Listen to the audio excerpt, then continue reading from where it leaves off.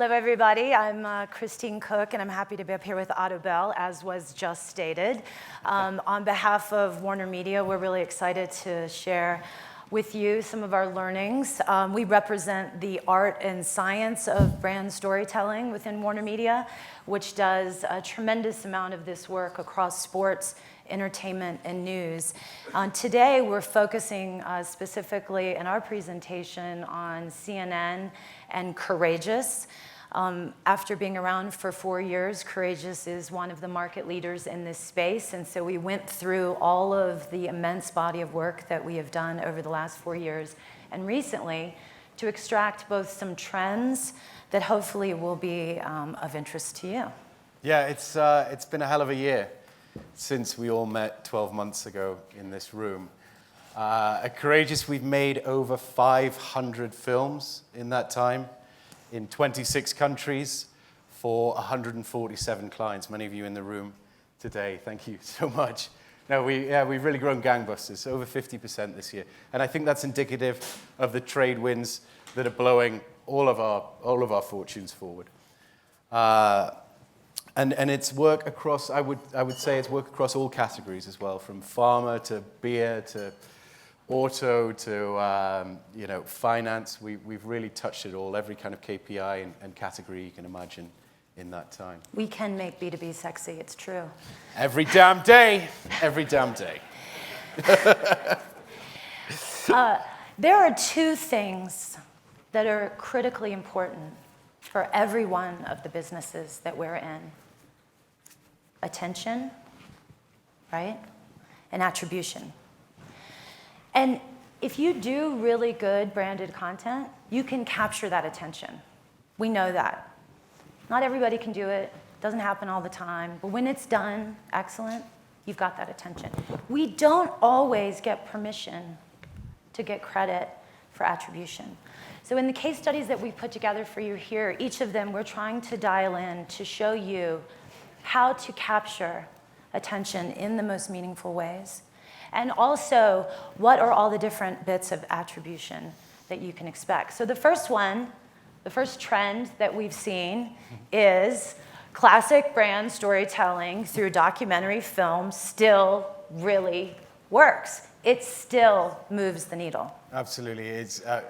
We've made, as I say, over 500 of these little buggers this year, and they continue to work. They're a great bedrock for the kind of campaign work that we do. I think what unites that body of work that we've produced across the board is an almost fanatical focus that our journalists at Courageous have on work that is both newsworthy, but that has a very strong emotional heart to it. Right? That is, I think, the two core ingredients. And in fact, I'd like to share an example with you right now. This is for Invesco, making finance fun. I'd like you all to meet Trey Brown. Take a look. Hey, what's going on? My name is Trey Brown. I'm a 13-year-old entrepreneur, CEO of Spurgo. When I first started Spurgo, the people that I called my friends, they was laughing at me. Don't never let nobody get a hold of your time or your mind. Let's get it. Lion-hearted. For my community, I'm from Philadelphia. You know, it wasn't always easy. A lot of violence. You feel like there's not really many ways to get out.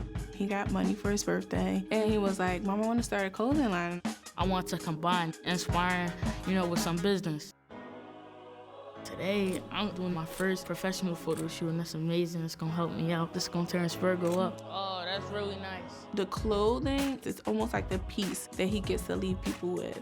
I want them to feel empowered and inspired. I got that Spurgo on, so I'm positive right now. They always say slow feet don't eat, so I gotta get to it.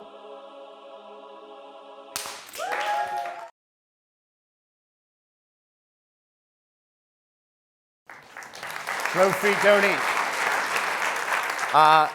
What I love about this story, it just goes to show what the power of careful story selection, right? With careful story selection, with great casting, you can make breaking news. This is one of our competitors who brought Trey onto the show after seeing his film premiere on our network, which is always nice. And he got a billboard donated for him in Times Square. With the mentorship that he received from Invesco, he sold out his entire stock. That doesn't mean that you shouldn't still join the backlog. And Invesco moved a healthy amount of ETFs and funds along with this work too. So a great story of everybody winning. So as I stand here in front of you in real life, I'm curious, how many of you in the last 12 months have launched an events or experiential campaign? Show of hands. Yeah. Well, we're seeing this as a really growing trend. And it's interesting, we get briefs regularly, and sometimes the right solution for a brief is better to lead with an event or an experience than necessarily leading with a film that is supported by an event. And as such, this has become a pretty significant and growing piece of the Courageous portfolio. Yeah, Courageous Events is now its own dedicated department, and it's been growing gangbusters over the course of the year. This is some of the work that we've been producing. But let's make no mistake, all right? Events can be a tough business, right? The margins are rough. People worry about ROI. I was speaking at a breakfast meeting with some very smart people this morning who talked about events. It's almost like somebody taking a wink at you in the dark. You know, if you're not there, do you maybe know it's happened? And the way that we're tackling that at Courageous is through the lens of what we're calling filmed experiences, right? So this idea that yes, events are great for those who can attend, but they should always be designed from the ground up to be filmed and distributed after the fact to millions of folks. I have an example of that for Hulu for the 3rd season of Handmaid's Tale. Again, this one didn't come to us as an experience ask. It's just where the brief took us. This one is based off an insight. Again, I love my journalists at Courageous. This one's based off an insight that they dug up, that only 8% of statues in this country are for women. Let's take a look.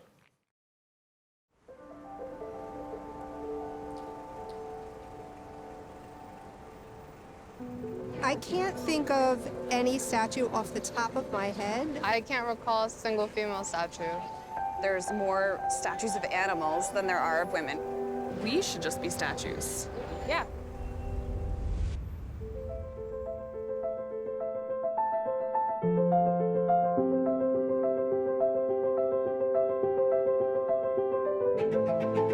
It really gave me a chance to look at myself.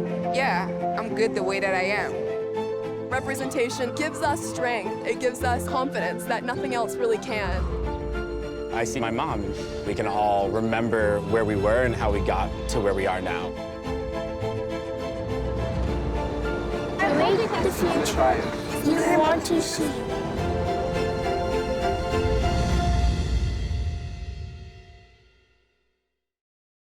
What I love about this one, it was great for the tens of thousands of members of the New York public who got to interact with that and enjoy it and happen upon it and experience it. But we very, very quickly turned around a film of this, which was then subsequently distributed to millions of people. Did so well that Hulu actually called us up that night and said, stop what you're doing, stop immediately, do not throw away those statues, put them in storage, present us with an incremental budget to take this campaign nationwide, which is exactly what we did. We rebalanced statues in Boston, in Atlanta, in San Francisco, because they were seeing the needle move. But you also made news with that too, right? The hashtag, didn't that pop up and Instagram, trending organically on Instagram? Yeah, we made an organic dent in Instagram, but we also made some changes in real life as well. Central Park announced that they were going to install the first female statue, which they swore they wouldn't do. Come on, that's pretty awesome, right? San Francisco committed to rebalancing all of their statues citywide. And happily for Hulu, ratings were up 50% season on season for season 3 of Handmaid's Tale. Yeah, pretty awesome. So a nice one there. As a woman, thank you for that. Now, let's talk about data, which is just as exciting as what he was talking about. It actually can be.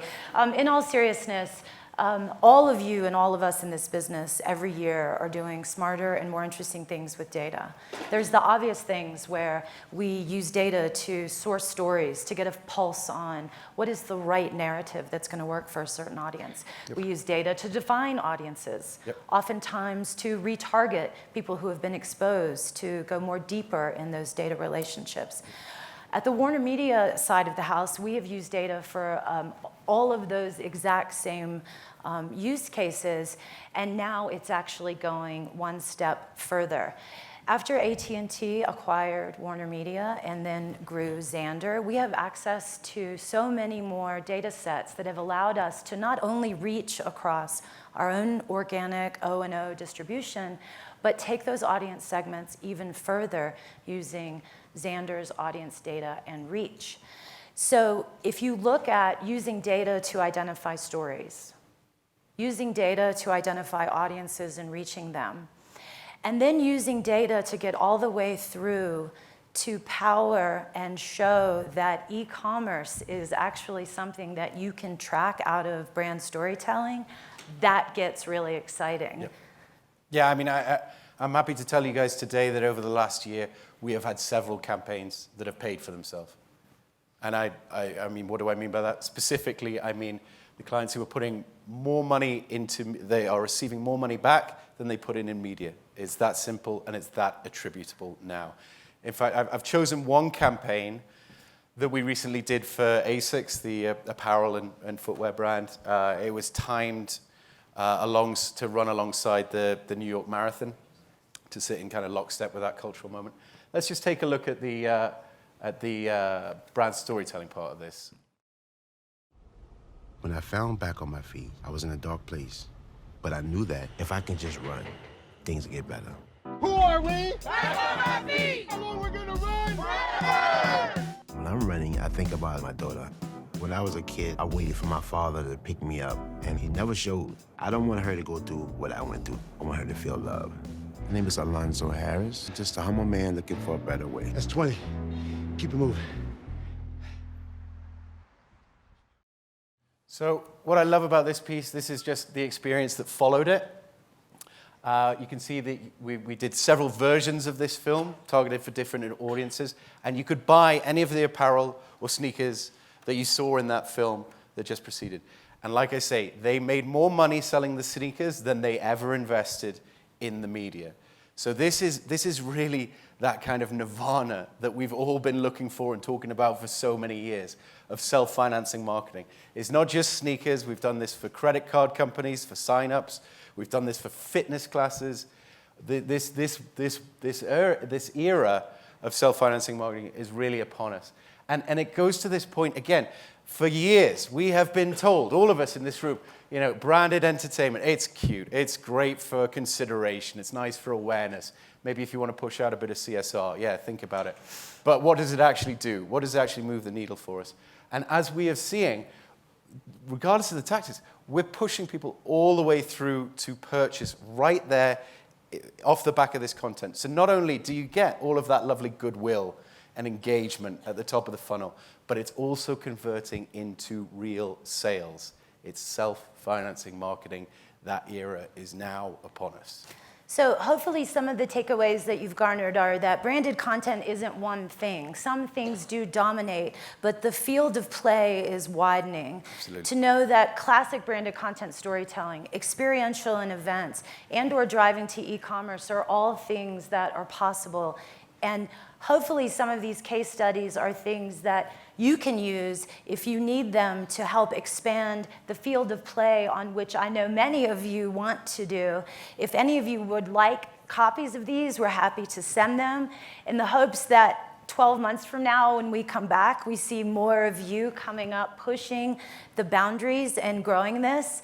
And if you're not working with us already, we invite you to be bold, be relevant, and be courageous, and come work with us.